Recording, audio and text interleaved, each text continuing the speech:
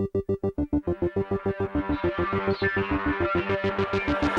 I gonna do when I get a little excited? If your mind's racing, when's the worst time? When is a racing mind gonna really kind of wreck your life? It's gonna be in the evening times. It's gonna be when you need to get to sleep. That's the worst time for your mind to race, because if you can't get to sleep, you have a job, you might lose that job. You can only lose so many hours of sleep before you become full psychotic, where you have to hit the hospital. I'm talking, let's say you get 2 hours of sleep, only 2 hours of sleep for 4 days in a row, you'll get there. You'll be psychotic. If you get 4 hours of sleep, see, a lot of people with bipolar in a hypomanic or manic state, that 4-hour window, that's very common. The brain will just get rest for about 4 hours and then just be ready to go. That's a dangerous number for sleep, because you can live on 4 hours of sleep right at that kind of psychotic state where,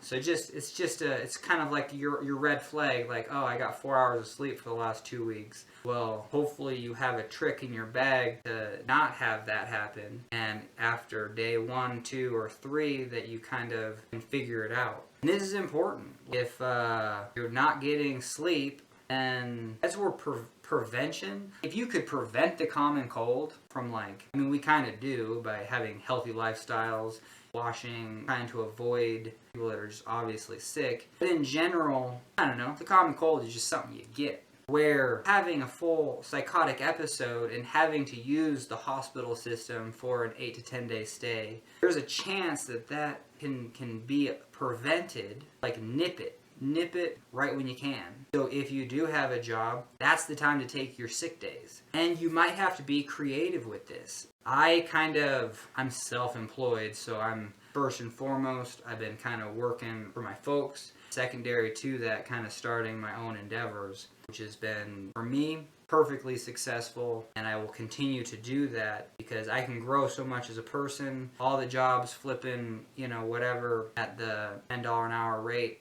someone's going to cover those, so life's going to go on. No one is actually needed in any specific job. You get to choose. Even if you choose to quit your job, your employer is going to fill that spot. People aren't magical. They're just there to do something. It's a win-win for both people. So anyway, I've been enjoying freelance work, been learning a lot, getting a little off topic. Oh, so the last job that I had, I was going to employ this technique, but I didn't get to. It was, you would have to have a very flexible job to do this. It's if I don't show up to work, you know that I took a sick day. So if you're able to do that, try. It works like this. I know that I'm not going to get to sleep. Let's say I have a job at 8 o'clock in the morning. I have to wake up at 6:30 to get to that job at 8. That means that to get 8 hours of sleep, I better get to sleep before 11. But let's say I go to sleep at 11 and I got racing thoughts. You just know.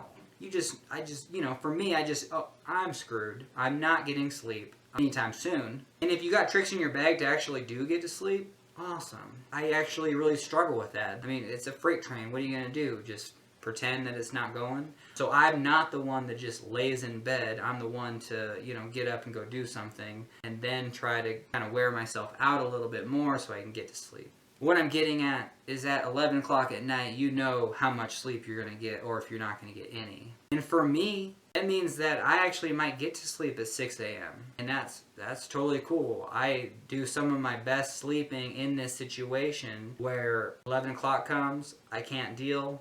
So I, do a lot of screen time, do a lot of internet work, search for like 8 hours.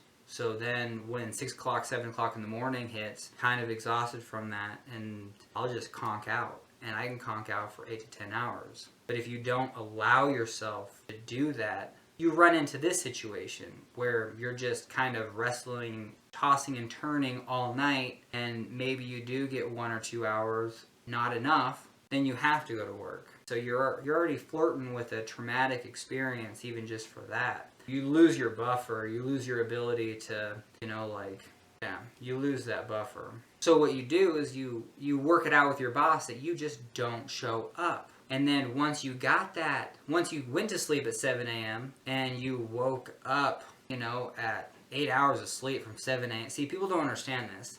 If you go to bed at 7, 8, 9, 10, 11, 12, 1, 2, 3, 3 o'clock in the afternoon. So that's when you would wake up and then give your boss a call that says, hey, couldn't come in.